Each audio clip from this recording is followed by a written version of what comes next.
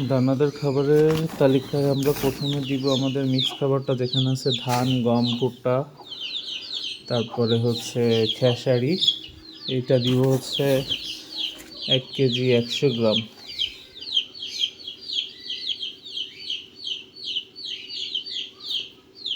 এক কেজি 100 গ্রাম। এরপর দিব হচ্ছে সয়াবিন খোল বা সয়াবিন মিল, এটা দিব হচ্ছে 600 গ্রাম।